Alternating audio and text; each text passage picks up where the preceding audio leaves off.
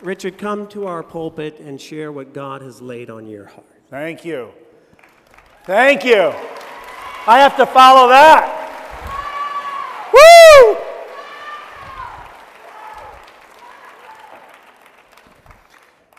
Well, I have a lot of messages for you today.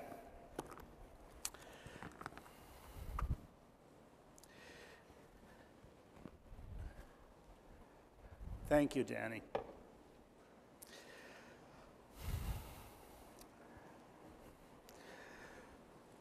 It is not God's will for you to be sick. It is not God's will for you to suffer. It's not God's will for any of you to be diseased or in pain.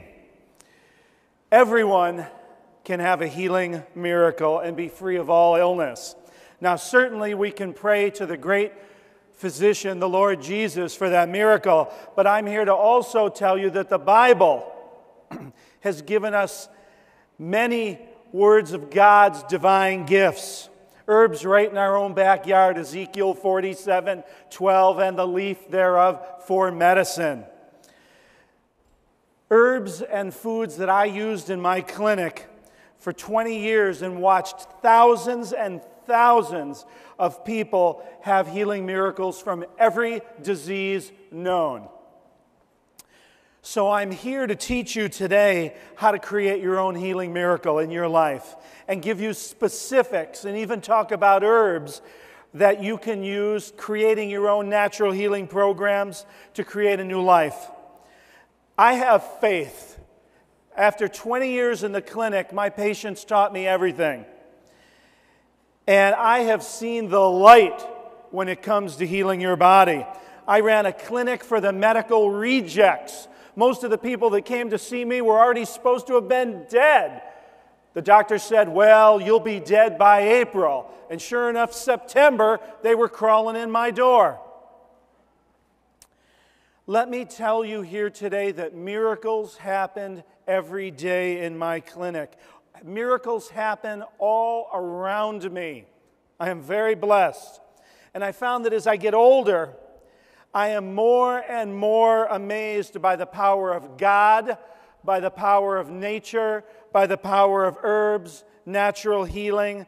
And the healing power, this healing power is unleashed and amplified by the intensity not only in what we believe, but the intensity in doing the programs themselves. Our imagination, our belief, our faith, our love, all of these add fuel to your healing. If you came here today to hear a scientist, or if you came here today to hear a surgeon, I can tell you right now, you've come to the wrong place.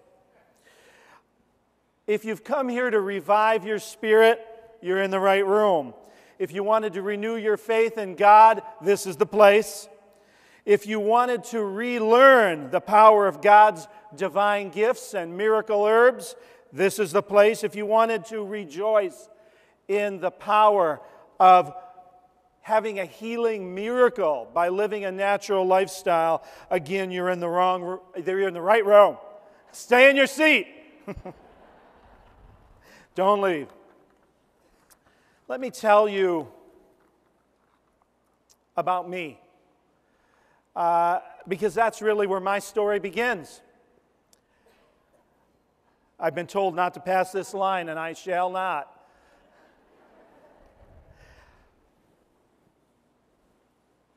I was born in upstate New York, cold country, very, very different than the temperature in this room.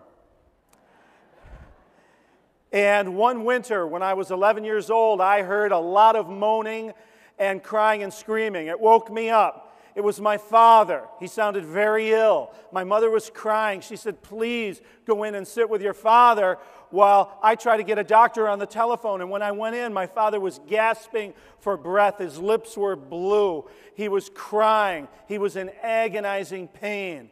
I didn't know it, but he was in the midst of a major heart attack.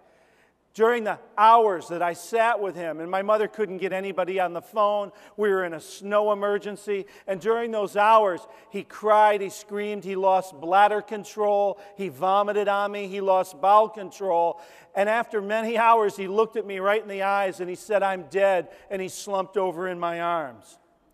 That was a rude awakening for an 11-year-old, and my first experience with mortality, the death of the physical body. And when I was 14, my mom dropped dead. And now I had no parents. And by 15, I was living in New York eating out of garbage cans. Luckily, I was in America. You can find some pretty good stuff in garbage cans. And at 16, I became ill. I first thought I was having a tooth problem. I had severe pains in my left jaw. Then they radiated down my left arm.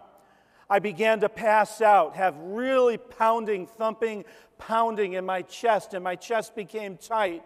And it got to a point where 2 to 3 times a day, I would lose my vision, I'd get stars, it would go black, and I would wake up on the ground. I eventually decided it was time to go see a doctor, a medical doctor, and I did, and they ran every test in the book. They ran stress tests and electrocardiograms and x-rays, did it all. And I remember when the doctor came in and told me that I had a deformed heart. He said that genetic heart weakness ran in my family. I obviously knew that. And he said that you have a deformed heart and deformed heart valves. And he showed me a picture of my heart, and it didn't even look like a normal heart.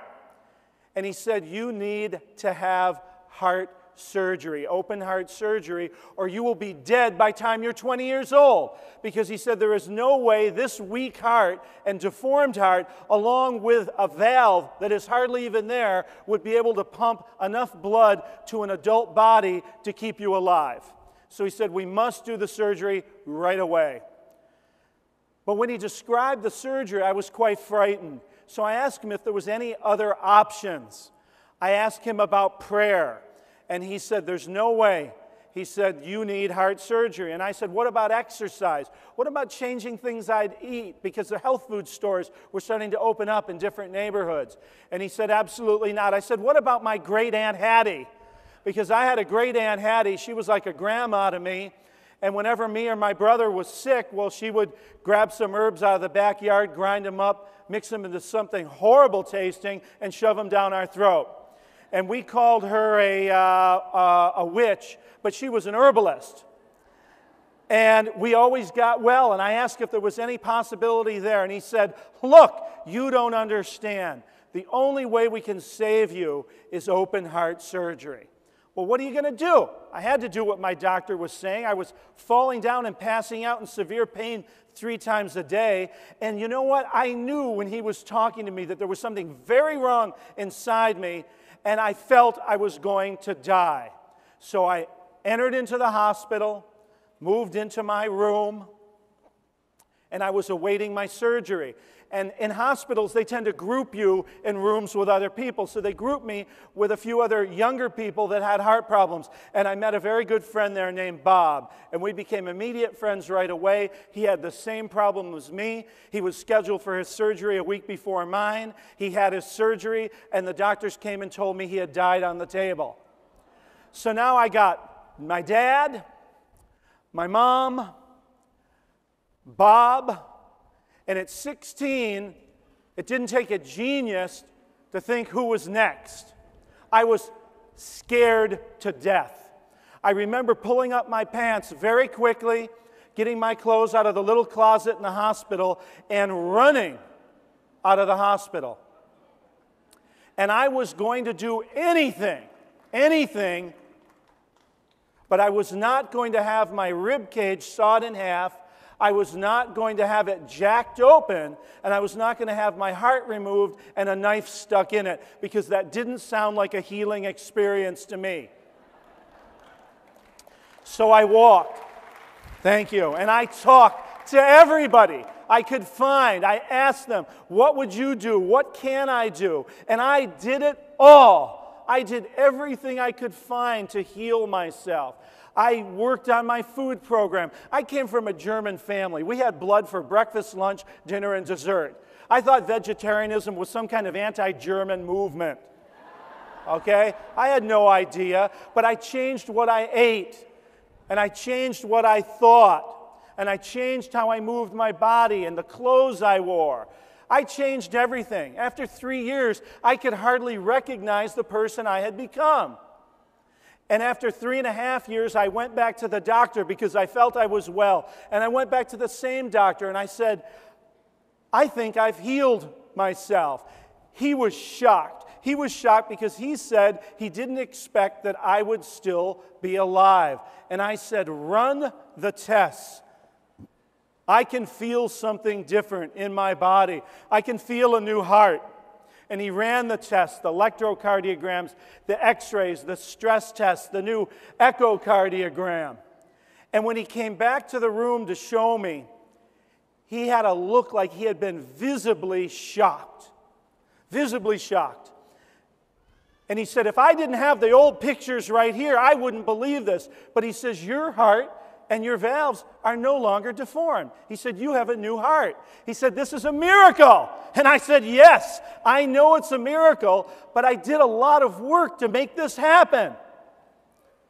See, I heard very early on in my life that God helps those that help themselves. So I had some work to do, and I did my work.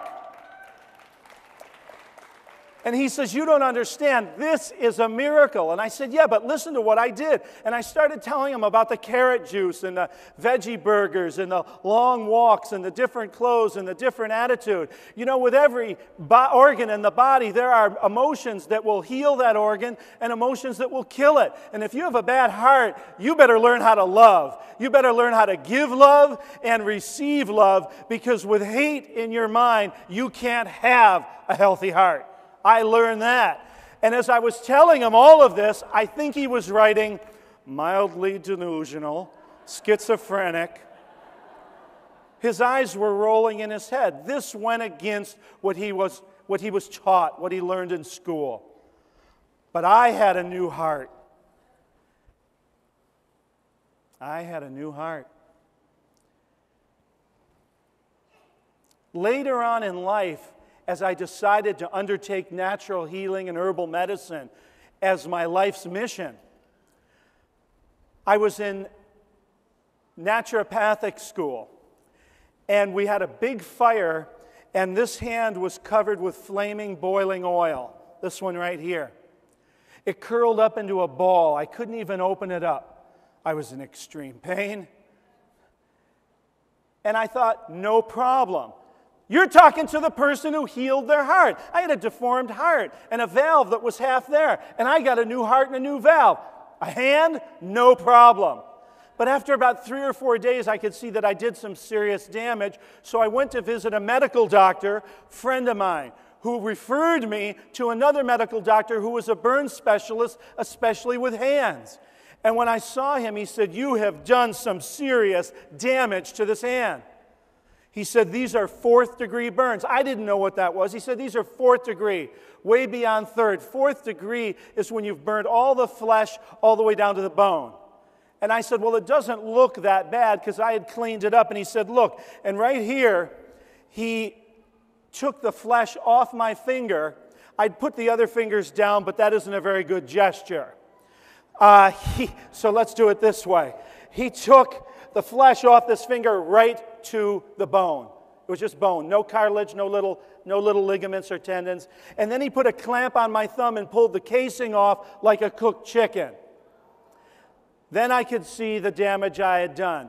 He said, you need a skin graft. You cannot grow your skin back. And I said, wait a minute. I can grow my skin back. I know how to create healing miracles. And he said, look, I've been doing this for 30 years. You cannot grow skin from bone or osteoblasts or bone cells. And you cannot grow skin from thin air.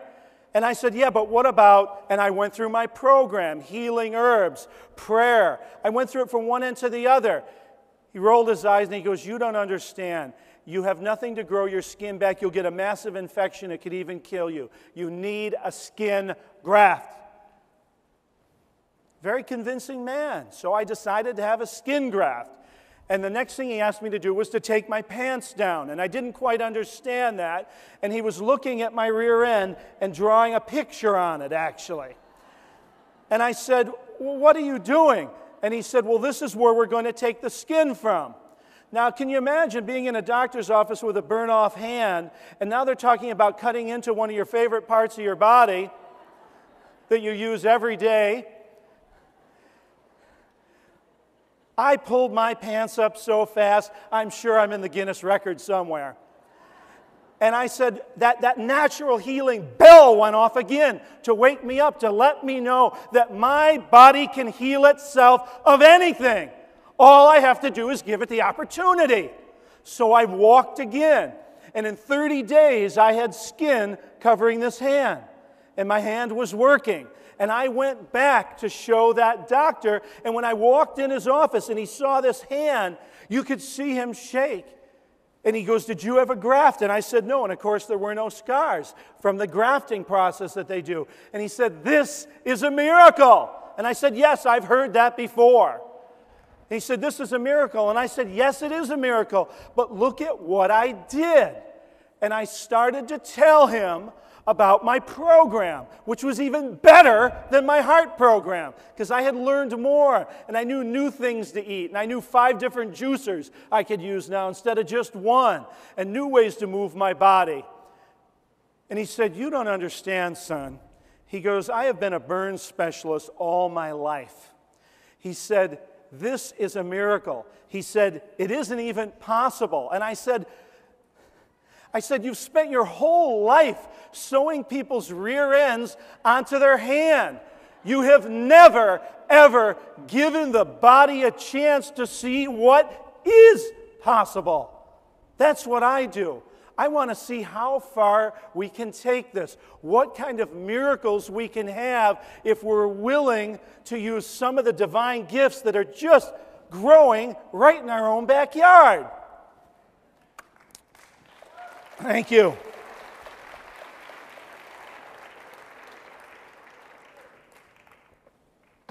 A few years after that, for exercise, I decided to downhill ski. And I was doing a lot of skiing, and my mind got ahead of my feet a little bit, and I even entered some amateur races. And I was in Deer Valley, Utah. I was looking at the last bamboo I had to turn around, and I heard a big... And the next thing I know, as I was told, I turned into the human snowball. And when I woke up in the hospital, a doctor had my leg in his hand, and it was dangling just like this. And he said, you have destroyed your knee so badly, I don't even want to look at it. He goes, we took a few preliminary x-rays. Take my word for it. Anything that you can wreck, you wrecked. He goes, you need to get back to Los Angeles to go to the best orthopedic clinic in the world. You all know the one that works on all the sports stars down there in LA. Well, that's where I went after they put me in a splint and put me on an airplane, and they took a look at my knee, and the doctor came back and he said, you have ripped all your medial collateral ligaments. They're gone. He said, you have ripped all your anterior cruciate ligaments inside your knee. They're gone. He said, you have torn your meniscus. You have torn your cartilage. He says, it doesn't get much worse. He goes, there's just a little flesh holding your knee together. He said, you need immediate surgery. I said, my body can heal itself. And he laughed right in my face. I told him about my heart. I told him about my hand, and I certainly told him about my natural healing program. He told me I was wasting his time. He said, I have worked with injuries like this all my life, and if you do not have this surgery, you will never walk again. Well, this is pretty convincing coming from who's considered to be the greatest orthopedic surgeon in the world. And I was just about to let him do his thing when he told me that my knee was so bad they were going to have to take ligaments from a dead body, from a cadaver, and sew them in my leg. And that's when that bell went off again at me, and I thought, now I'm in the room with Dr. Frankenstein.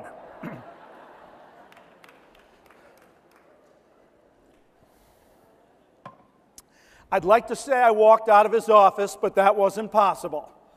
I crawled, and in a month, I couldn't walk. In 2 months, I was limping, and in 3 months, I was walking. And I went back and showed him. I just wanted to check. I thought maybe I was delusional. And he was shocked, and he said, "This is a miracle." And I said, "I know, I've heard that before." And I said, "But you can't believe what the human body is capable of if you're willing to give it an opportunity, if you're willing to create a natural, a healing environment, everything you do in your life." And I started to tell him what I did, and I could see his note-taking, schizophrenic, mildly delusional. He couldn't believe it.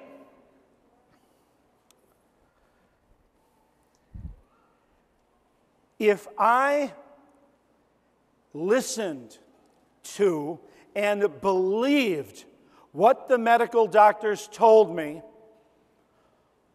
I wouldn't have any skin on this hand. I couldn't walk. And I'm not 20 yet. I'd be dead. That was their prognosis of me. I'd be dead. I'd have no skin on my hand. I'd never walk again. So here's the first question I ask you this morning. How is it that little old me proved some of the world's greatest physicians and surgeons wrong? How is it that tens of thousands of people that came to my clinic were told by the greatest doctors in the country, and some of them in the world, that they'd be dead by now, and they're still alive, and they're thriving, and most of their doctors are dead? How is this? And that's what I want to take a look at this morning. Because tomorrow is what you believe and what you do today. And you have all been brainwashed to such a degree by the American Medical Association in this country. You have been taught not what the body is capable of, but you have been all taught how to be drug addicts. And I'm here to turn that around. Thank you.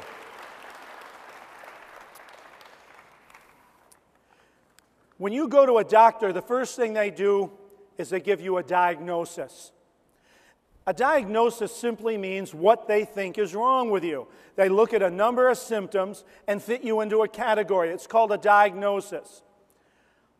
Then the next thing they do is they give you a prognosis, which is their version of telling the future. That's what they're doing. Same as a stockbroker or a weatherman. They're telling the future.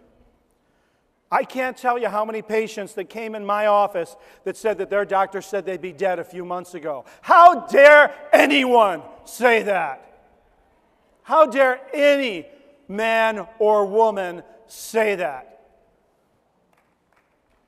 Yeah.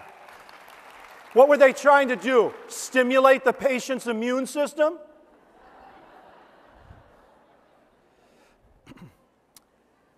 This is a book called the Merck Manual. It is considered one of the greatest medical books in the world. It is written by an international team all around the world of the best medical experts and printed by Merck Sharp & Dohme, one of our largest drug companies. Every doctor has one of these in his office. Every hospital, you'll find one on every floor. I have heard people and doctors refer to this as the Bible, but let me tell you, they had the wrong book in their hand. This is the book of diagnosis and prognosis. You can look up any disease. So if any of you are interested in diseases, today's about health, but if you're interested in diseases, you can look up any disease, and then it'll give you these doctors' idea of what will happen. But they miss something in a simple mathematical equation. Because you have to have two things to add together to get a prognosis. Now imagine if we wrote diagnosis right up there. Diagnosis. Diagnosis, and then we drew a line and we put prognosis underneath it. Diagnosis plus something equals the prognosis. There's a missing factor in there. Diagnosis, you have a deformed heart. Prognosis, you'll be dead by 20. Diagnosis, 4th degree burns on most of your hand. Prognosis, you'll never have a hand again. You'll die of infection without a skin graft. Diagnosis, medial collateral ligaments, anterior cruciate ligaments, cartilage, meniscus, gone. Prognosis, you will never walk again without surgery. What the heck is in the middle? Me! This groovy guy right here standing on stage. That's what's in the middle. They forgot that. See, when you go to a doctor, they assume they know who you are. They label you the average American. That's who you are, the average American. Well, let me tell you who the average American is. And you can see if you fit into that category. The average American eats a very low nutrition, high fat, high sugar food program. It's high in over-processed, nutritionally depleted food. The average American eats 300 soft drinks a year, 170 pounds of white refined sugar, 400 candy bars, and 500 donuts. And since I don't eat donuts, somebody out there's eating 1,000.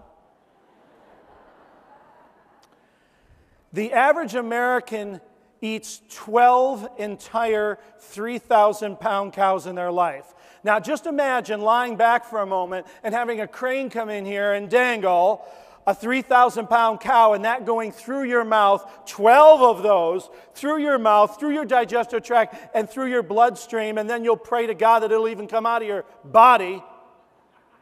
Imagine that. 12 entire 3,000-pound cows, 6 entire pigs, whole pigs, 3,000 chickens and other birds, 3,000 assorted fish and sea creatures, 30,000 quarts of milk, and tries to pass that all through their bloodstream and digestive system. The average American has between 2 and 4 bowel movements a week, and according to my estimates, that makes the average American 70,000 bowel movements short in their lifetime. Where does that all go? Sometimes you can hear it or smell it when you get near them. The average American, 100% of Americans have diverticulosis or digestive and elimination problems and digestive system disease. The average American gets very little exercise, has hypercholesterolemia or a cholesterol level above 200, has hypertension or high blood pressure. The average American swallows 30,000 aspirin and other painkillers, another 20,000 over-the-counter and prescription drugs, and 2,000 gallons of alcohol. The average American is a very drugged-out, drunk, numb person that's got a lot of cows in their mouth. Get the picture? The average American has a very negative self-image, has very little spiritual life, gets reoccurring bouts of depression and anxiety. The average American is a physical, emotional, and spiritually sick person. Therefore, the doctor's prognosis of their disease is probably right. So if that's who you are, if I just described any of you, I highly suggest you drive into town, go to a Crown Books, and you too can purchase a copy of this book. It just may tell your future. But I think that most of you are not the average American in here. I think most of you in here live a very different lifestyle. So I have one very good word of advice for you. Don't listen to your doctor! Yeah, they have no idea what is going to happen to you. Everything in here is based on the 12-cow, 500 donut eater, 170 pounds of white sugar, depressed person sitting around watching reruns of Roseanne on their color television. Okay? If that isn't you, drop the book.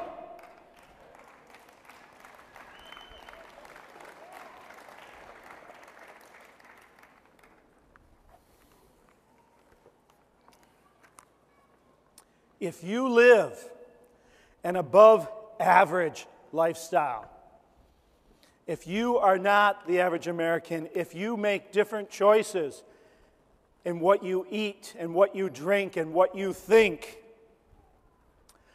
medical doctors know little or nothing about how your body will react and recover from disease. Medical doctors know little or nothing about your healing potential. Remember, they saw my heart, they said dead. They saw my hand, they said no hand. They saw my knee, they said never walk again. They couldn't have been more wrong. 3 strikes and they're out of here. And I'm here to tell you that if you make these better choices and create a positive, loving, spiritual, healing lifestyle and home, that you can expect to have miracles happen just like my heart, just like my hand, and just like my knee. And that's all I did in my clinic. And I saw tens of thousands of people have healing miracles.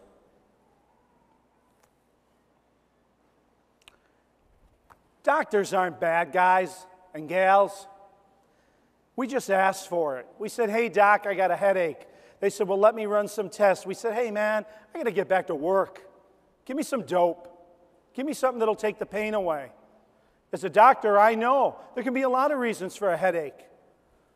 You could have subluxated cervical vertebrae. Maybe you need a neck adjustment. You could have tight upper trapezius muscles. Maybe you need a massage. You could have indigestion. You could be constipated. Maybe you need to exercise. Maybe you just need to sit down, shut up, and take a deep breath. Maybe you have a brain tumor. There's a lot of reasons. But I don't know if taking dope is the best thing to do. Maybe you ought to try to figure out what's wrong by taking better care of yourself. You know, 100 years ago, medicine really came into power in this country. And it has greatly aided the corruption and the degeneration of life in America. Now, we would like to think, because of medicine, that we have a better life. Not true. America spends more money per person on medicine than any country of the world. But as far as longevity, we don't even rank in the top 10. We didn't even come into the top 10. So don't let anybody fool you into thinking all this medicine has got us anywhere except for being drugged up, drug dependent, and broke. Medicine promised us some magic. I call this the medical lie. They said to us at the turn of the century, look, go out and enjoy yourself. Party hardy. Burn the candle at both ends, live life in the fast lane, and in 30, 40 years of degenerative physical, emotional, and spiritual life, when your body explodes and you have a heart attack, a stroke, cancer, lateral sclerosis, myasthenia gravis, Parkinson's disease, or an ulcer, we'll just give you a pill, and you're going to be all better.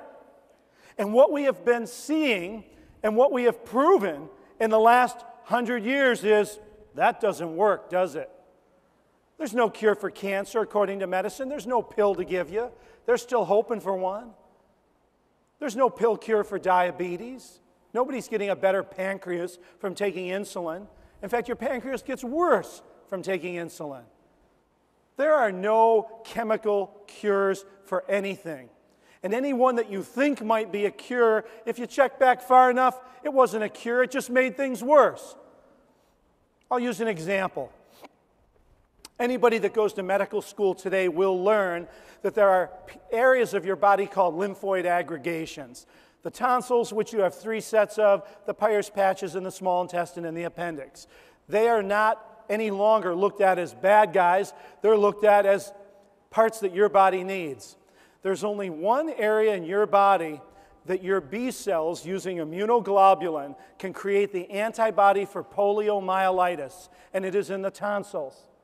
The massive amount of polio outbreaks in America only happened 10 to 20 years after medical doctors performed all the tonsillectomies. They removed the organ that could have protected us. So we say, hey, because I remember in that era, they do all the kids for the price of one. Get them in the office. Let's get all the tonsils out. No problem, they invented the polio vaccine. The Salk vaccine. Dr. Salk was heralded as the savior of mankind. They made that vaccine, they got pigs sick with polio, let them rot and die, then took the pus out of their kidneys and put it into an injection or into a tablet. We took it. Polio went away. The cancer rate has gone up 10 times since then. Now, when Dr. Salk invented the vaccine in the 50s, they looked at it because they knew it was pig pus, so they were looking for infection. It looked clean. They sterilized it. But in the 1970s, when they looked at that same live vaccine, they found 149 live viruses living in it that we couldn't see with the microscopes of the 1950s that now we could see with the microscopes of the 1970s.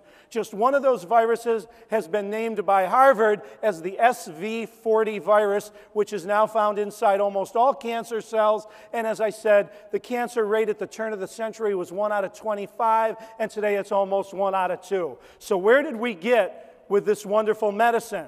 Polio was created by mankind and medical doctors having the audacity to think that this is not the correct design, and we need to cut a part out. And when they did, they created a whole epidemic of disease. So if any of you think that we need medicine, let me tell you,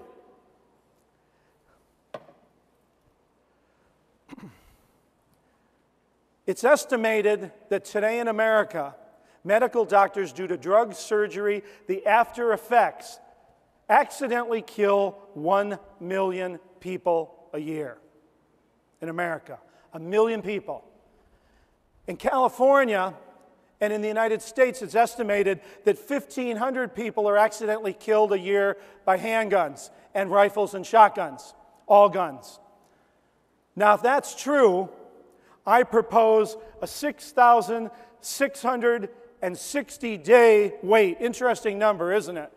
666. Waiting period, or 18.25-year waiting period to see your doctor, which is exactly the difference between 1 million and 1,500 people. You'll find that 1 million is 666 times 1,500, and since here in California we have a 10-day waiting period to buy a gun, but the accidental deaths are 666 times greater with doctors, seems reasonable to me to wait 18 years before you decide to go see one. There are much greater cause of accidental death. Do you know that when I was young, we had the war in Vietnam. I lost a lot of friends there. At the height of the Vietnam War, we were losing 5,000 to 6,000 people a year, men and women in Vietnam. That caused massive social unrest, rioting in the streets, and the eventual removal of the vice president and president of the United States because of all the uproar that was caused. 5,000 people a year. We have 1 million dying a year accidentally by medicine, and we're doing nothing about it. Let me tell you, there is a massive Holocaust going on right now. So there's a big medical lie. We were told by the doctors, hey, party, how many people in here have had a relative with a heart disease go to a doctor, maybe even have a bypass surgery, only to hear afterwards the doctor say, go out and enjoy your life, you have new plumbing. I heard that all the time in my clinic.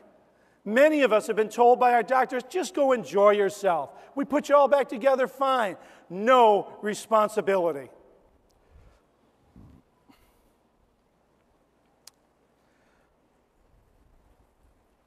Some of you who have come here are ill. You're sick and tired of being sick and tired, and you can't quite yet believe that when I talk about a healing miracle, although I talked about my heart, my hand, and my knee, and my patience, you might think, well, he can't be talking about me. I want to assure you that I am talking to you.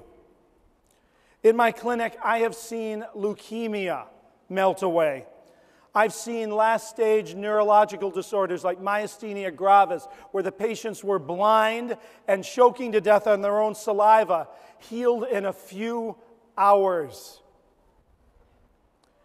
I had 16 patients with full-blown AIDS. One of them was dying in a hospital, had Kaposi sarcoma cancer covering 90% of his body, and his lungs were almost fully fibrosed with pneumocystis lung fibrotic disease, which are both associated with AIDS. He's still alive today. Some of you out there may still think I'm not talking about you. And I know what it's like to be sick. I can see your kitchen cabinets that are full from one side to the other with things that you bought that you were hoping were going to get you well. And your medicine cabinet is probably overflowed with prescriptions from your doctor. I know that usually overflows right onto the nightstand, or when you go to reach for the lamp at night, you probably knock 2 or 3 bottles off it. I had patients that were suffering and in so much pain, they had prayed to God to take them. Some of you out there may have even thought about calling Dr. Kevorkian, and I want you to know, if he's knocking at your door right now, you can tell him to go back home. Everybody in here can have their healing miracle. You don't need Dr. Death. And you still might be thinking, I'm not talking about you. Some of you might say, well, I have Alzheimer's disease. I had patients so bad with Alzheimer's disease, they were howling like a wolf on the full moon. Okay? Really bad. Some of you say, well, diabetes, he mentioned it, but does he really mean type 1 or type 2? Yes. I have hundreds of patients that have healed themselves of diabetes, no longer need insulin. Thousands of people that have healed themselves of cancers, people that healed themselves of AIDS, yes. You know, I was on TBN about a month ago. They haven't aired it yet. And they were starting to get a little shaky because of my belief, what I have seen. And I said to them, you know, Jesus walked the shores of Galilee, healing every disease known: leprosy, palsy, fevers, paralysis, blindness, broken hearts, mending sick bodies and hearts and spirits. You know, I know that this book here has been referred to as the Bible, but I assure you it is not. It's this one over here. This book here says that there are many types of blindness that are incurable. This book here says all blindness can be cured. I said to them, do you think when Jesus was walking the shores of Galilee and healing the blind that he went, oh, wait a minute, dude, you got macular degeneration or you have cataracts, I don't do that. Yeah, that's pretty funny, isn't it? I know. But that's what this book says. Oh, I'm sorry, you have damage to the optic nerve. We can't fix it. This book says there's no cure for leprosy. This book says there is. In fact, this book says there's no cure for cancer, AIDS, arthritis, diabetes, multiple sclerosis, muscular dystrophy, Alzheimer's disease. The list is almost endless of what this book says you can't do. This book is endless of what you can do. You can be healed. I know you can. I've seen it. I have seen the glory, believe me, in my clinic of what the body is capable of doing if we're willing to follow God's gifts and our nature's blessings, a healing to every disease known of mankind. I have seen it. I have witnessed it.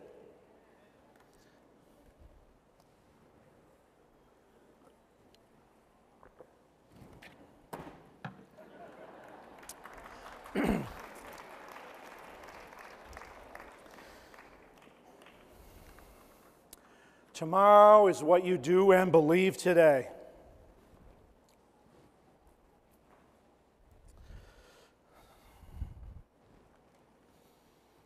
In fact, I wrote a book, There Are No Incurable Diseases, just to give people the idea. You know, running a clinic for 20 years, as I say, taught me everything. But I had some wonderful teachers that were the greatest believers I know. I apprenticed with a man named Dr. John Christopher out of Utah, and he was a wonderful believer. Very spiritual man, very, very blessed man. And I remember working in his clinic one day, and some parents brought in a little baby, not very old, less than a year old, and it was born with no optic nerve. They told me no optic nerve, so no electrical connection between the eyeball and the brain. So the eyes are dead. And Dr. Christopher came in, and I explained to him the diagnosis, and I had the medical reports there. And he said, mix them up the eye wash and tell them how to use it. And I thought, oh, you know, you're giving these people false hope. I took Dr. Christopher aside the one time I did that. And I said, I don't know if you heard me right, Doc. They said that there's no optic nerve. And he looked at me right in the eyes with a very scary look. And I think his words were, optic nerve, schmoptic nerve. I told you to mix up the eye wash. I proceeded to mix up the eye wash, and I saw that baby 7 months later, and its vision had returned. I said, Dr. Christopher, should we find out why? And he said, who cares? Forget the tests. The baby can see.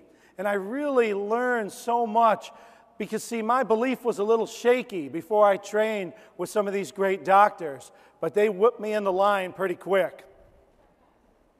And I learned to believe in my clinic. I had a wonderful young lady who was blinded with myasthenia gravis. She was choking to death. And I mentioned her a second ago, but I'll tell you the story. And all the doctors told her that she would eventually succumb by choking to death on her own saliva. She was in the very last stages. She had been blind for some time. All sorts of facial problems. It's a degenerative nerve disease of the face and throat.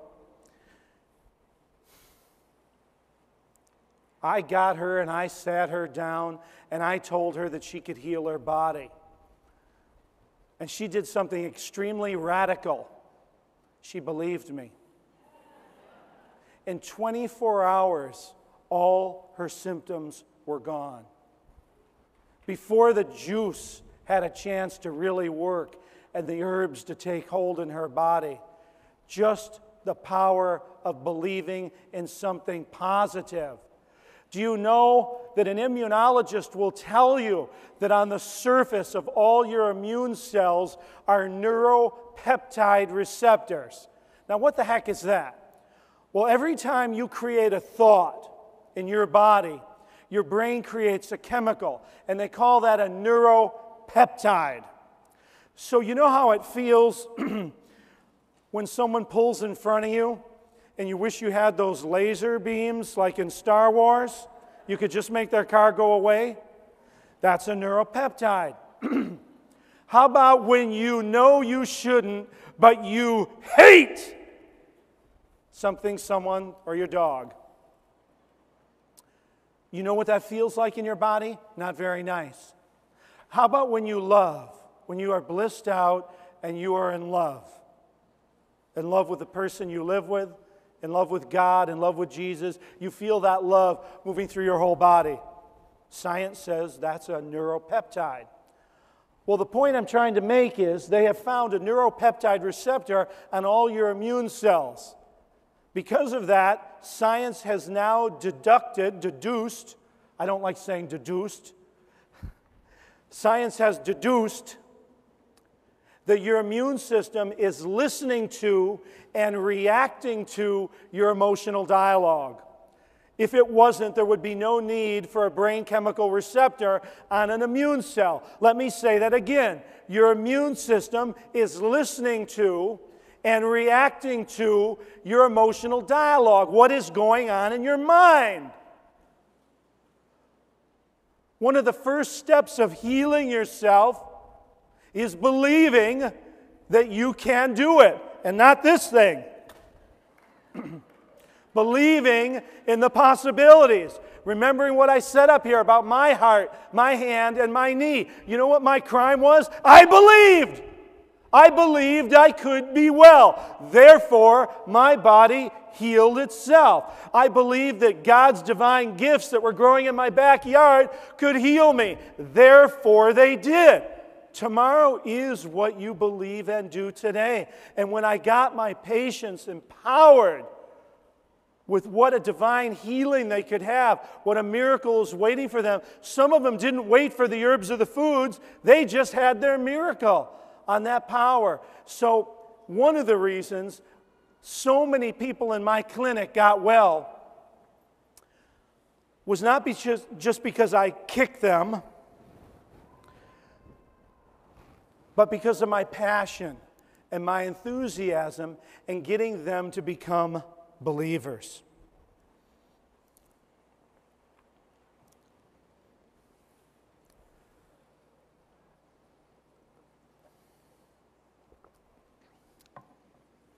I had a woman with breast cancer that was told by 3 surgeons to have it cut out, and in 10 days it was gone. I had so many miracles in my clinic, I could write volumes of books just about it. What I have seen crawl out, jump out, and leap out of the human body the minute a person got on the road to health. How much work is needed, I have no idea. I just told my patients to put one foot in front of the other and keep going. You're either getting healthy or you're getting sick.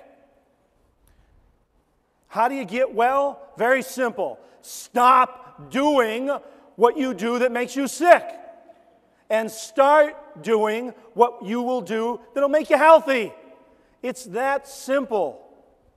You move in that healthy direction. Have any of you ever heard of a healing crisis? Okay, a lot of people have said to me, how do you know if it's a healing crisis or a disease crisis? Very simple. What did you do yesterday? If you were busting Budweisers and eating Cheetos, now they'll have to edit the tape, or we'll get sued again. Then it's a disease crisis if you're vomiting and have a headache. But if it was a carrot juice cleanse, it's a healing crisis. It all depends on what you were doing. That's how your body's reacting.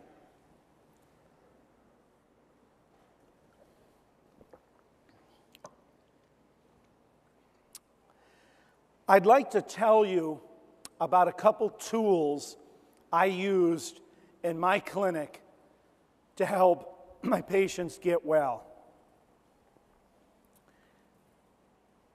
This is not the sales part of the program. This is just what I know to help people get well.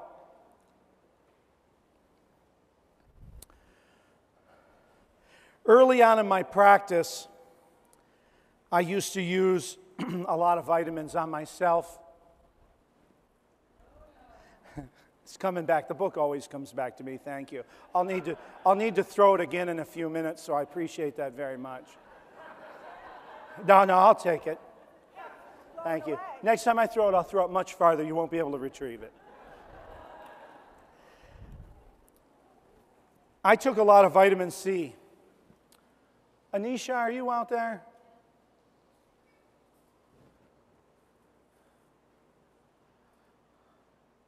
in the trailer? Thanks. I took a lot of vitamin C,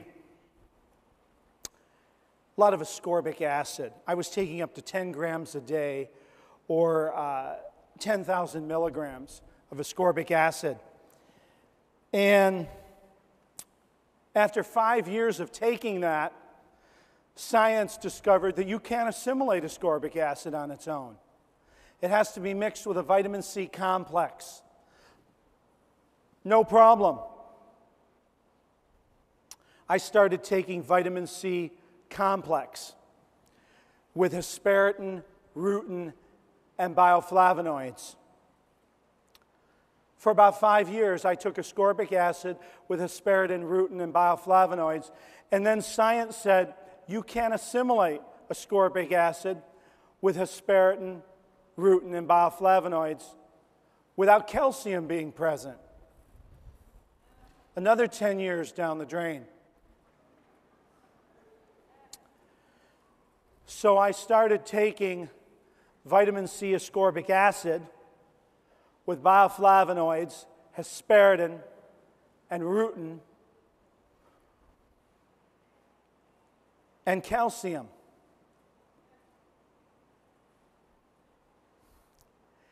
And then one day, it dawned on me what the most perfect vitamin C supplement was.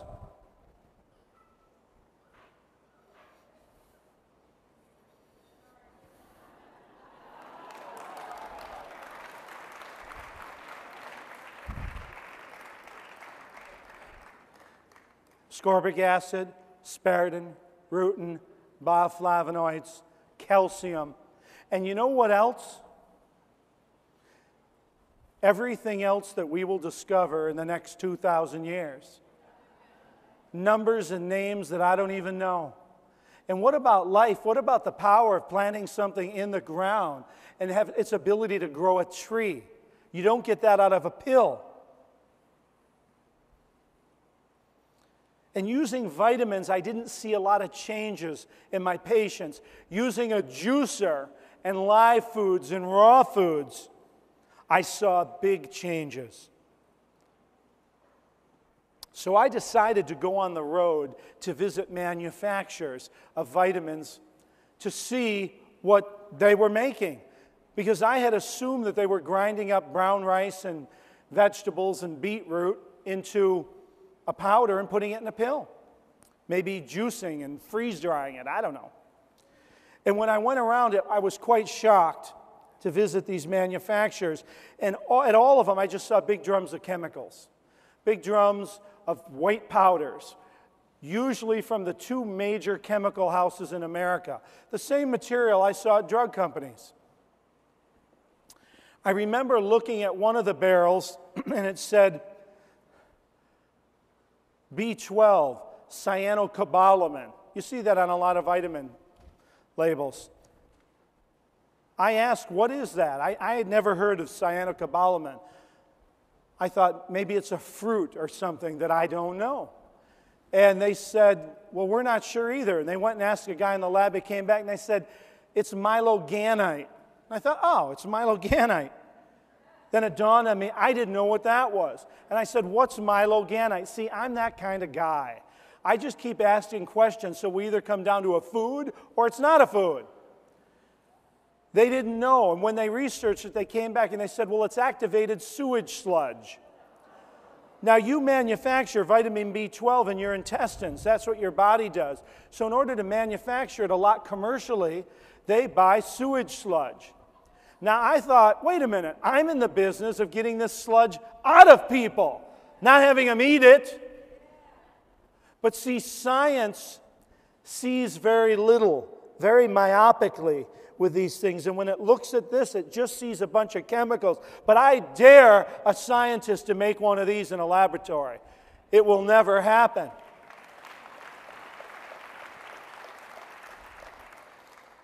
There is such a perfection in nature, in this divine gift that we cannot duplicate. And it frustrates the scientists and the doctors. They want to make artificial blood, but they'll never be able to do it. And thank the Lord, they won't be able to do it. What nightmares I see going on in the practice of medicine today. Oh, sure, I'll step on a few toes today, but that's my job. I got big feet. But I especially see it with people that can't have babies. You know, if you can't have a baby for one reason or another, then mom and dad have to do some work. But instead of doing work these days, a doctor says, hey, come on in, we'll make it happen. We'll take your egg and mix it with his sperm, and if that doesn't work, well, we'll find some sperms and some eggs, and we'll mix it up in a test tube and make a baby. And we think that's wonderful. When you can't have a baby, that's a blessing. Let me tell you, everything is a blessing. I learned that in the clinic.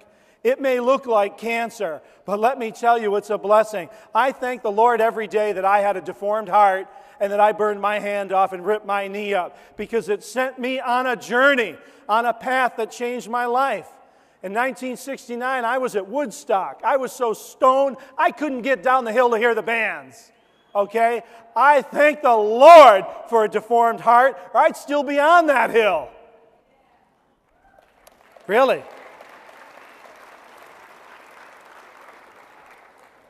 So these are blessings.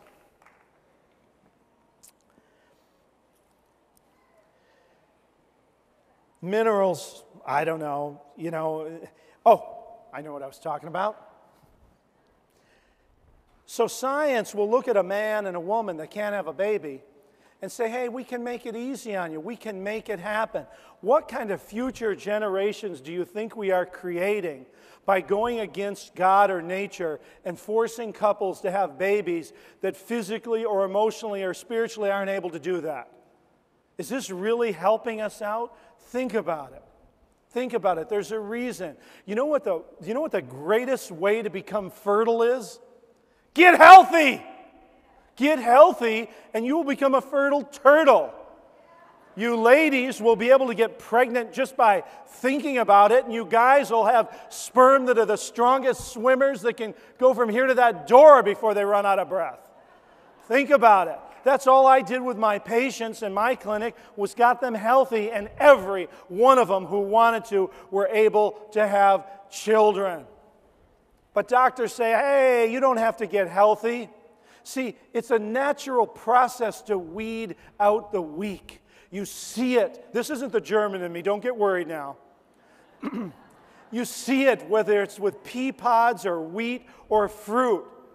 The strong survive, the weak get weeded out. So one of the first things that happens to you when you get ill is you lose your ability to reproduce, to make more of us. To make more of us. So the answer to that is to get healthy, not to find some sperm and eggs and put them together in a sandwich in a test tube and stuff it inside you and make a baby. That will not ensure us healthy future generations. That is going against nature. That is going against God. And often when I say that medicine is godless butchery, now you know what I'm talking about.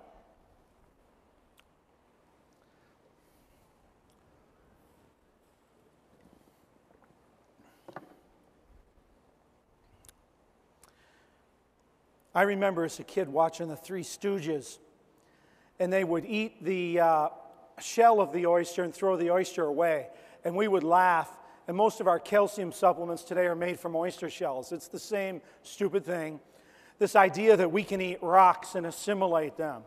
You know, if that's true, then for lunch, why didn't most of you just go out in the back and get a few spoons of dirt and put it in a bowl and eat it? You don't eat dirt because you can't assimilate it or digest it. It's not what you put in your mouth. It's what's in your mouth that gets into your bloodstream and therefore can get to every cell in your body.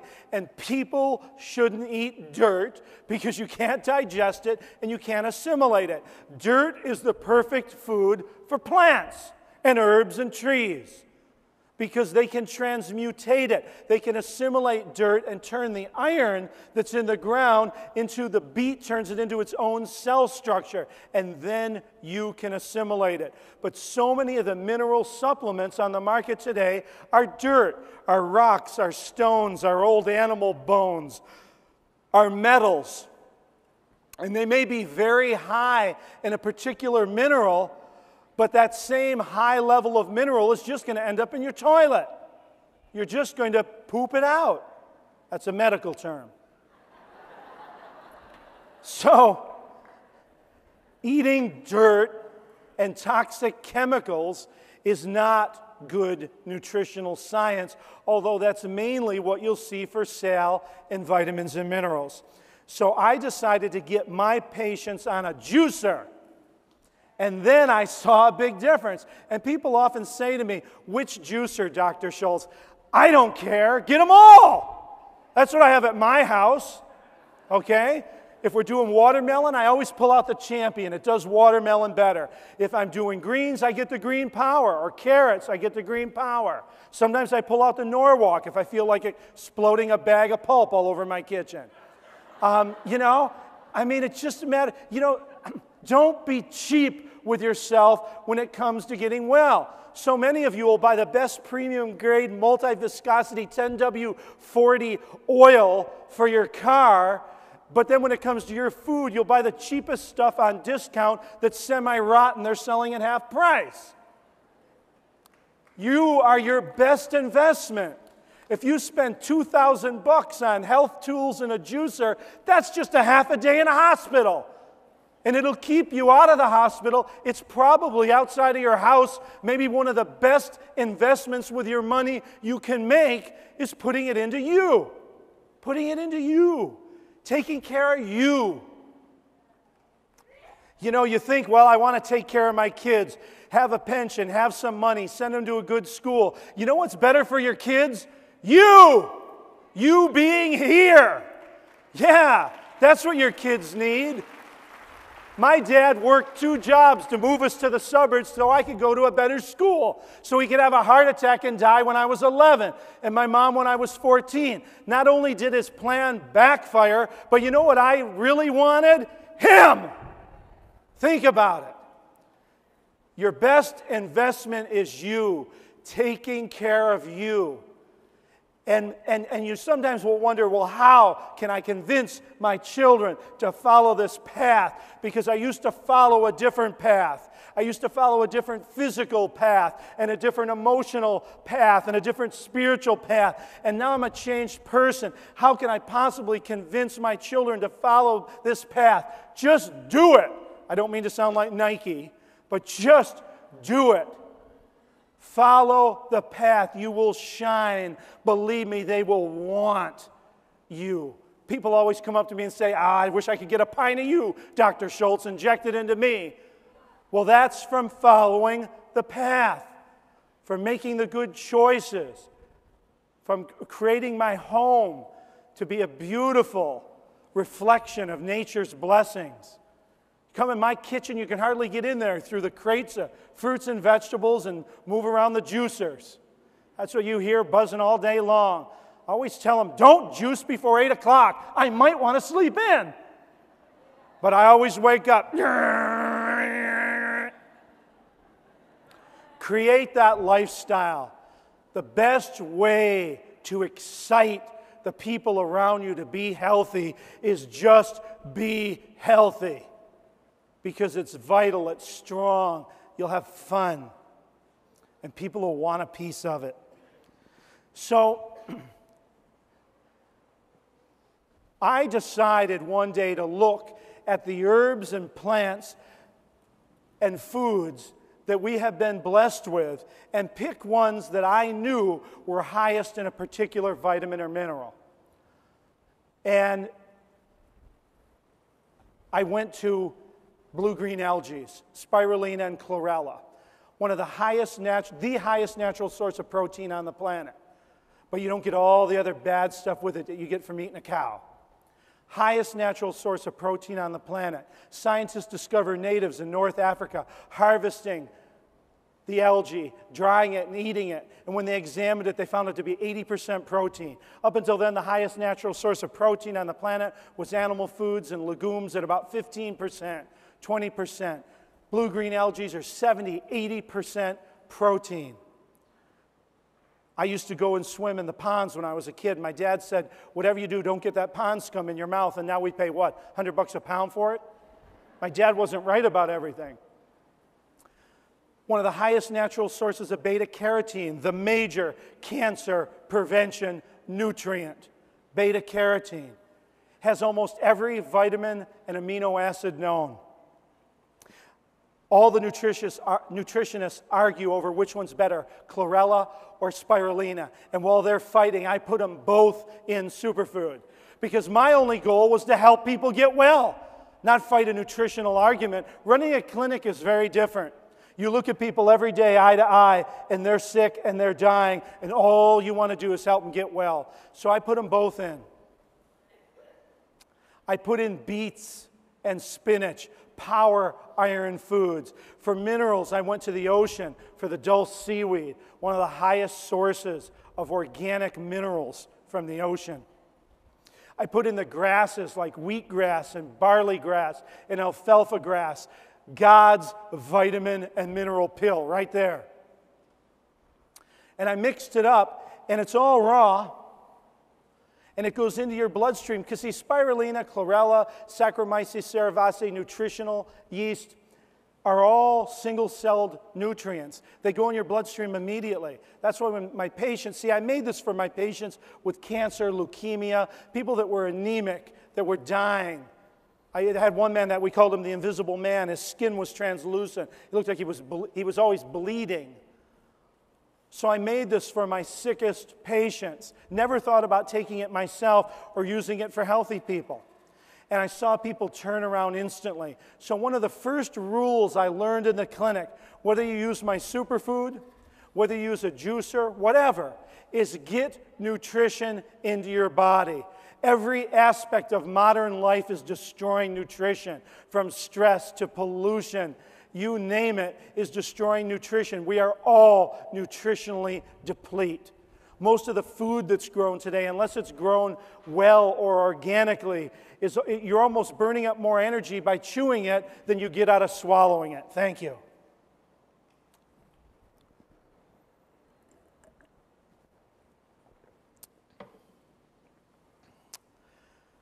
Get the nutrition in. It's high-octane fuel. You will see a radical difference in the way you feel and the way you think. You know something? I have had the wonderful opportunity of cutting the top of someone's head off and holding their brain in my hand in an autopsy. And let me tell you, I got two very distinct messages at that time in my life. One was, we're not supposed to be doing this. That was the first message I got. Don't go inside the body. Leave it alone. It's way too much of a miracle for us to even begin to understand. Close her up. The second wow message I got was, this is a hunk of meat. Although I had thought that I lived up here and that my mind, Dr. Schulze, was some swirling gas between my ears, the brain's a hunk of meat. Got blood vessels going to it, got waste channels and lymphatic channels going out. That simple, that complex. It's a hunk of meat. And all organs of the body can only operate as well as the quality and the richness of the blood that's going to them and the ability for the poop, there's that medical term again, to get out. Intake and exhaust. Nutrition in, waste out. You know, every brain that I have seen of someone that had premature dementia, Alzheimer's disease, you see atrophied brain where there was a lack of blood flow, a lack of nutrition going in, and you see a lot of waste build up, yellow mucus, tar, all sorts of horrible gunk, another advanced term, built up where the waste didn't get out. You want to know the simple cause of almost all depression, anxiety, brain diseases, Alzheimer's diseases, and brain-related neurological disorders all the way to strokes? Not enough nutrition coming into the brain and the waste not being able to get out. We would like to make it more complex. It is not. Coming to my brain, I don't want coming to my brain Twinkie, beer, cola, blood. Otherwise, you know what kind of thoughts I'm going to have? Not very good ones, right? I want carrot juice, wheatgrass, sprouts, and oranges, blood coming to my head. And I want the waste to move out easily. I don't want 12 cows in my brain. 12 cows in my brain, I don't know how I'm going to be thinking or what I'm going to be thinking about. One thing I have learned, you cannot have sweet thoughts on a sour stomach. Okay? You cannot have sweet thoughts with a congested brain either. People say you are what you eat. Believe me, my patients who cleaned up what went in their mouth, they became a different person. All of us pray for God or Jesus or the Holy Spirit to work through us or come through our body. Well, let me tell you, I know cockroaches that wouldn't want to come through some of our bodies. Think about it. You are so congested. Imagine going through a cave that's loaded with stalactites and stalagmites and all sorts of crusty rocks. That's the way some of our bodies are.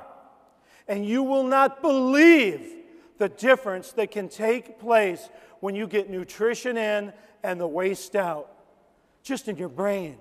You will become a different person. I had patients rise right up on me on my examination table and say, I don't know who I am anymore, with a panicked look. And I would say, great, because who you was cancer. Who you was Lou Gehrig's disease. So I don't want you to be that person anymore anyway. Does that make sense? You can transform, and nutrition is the gasoline that moves the car. That's step one.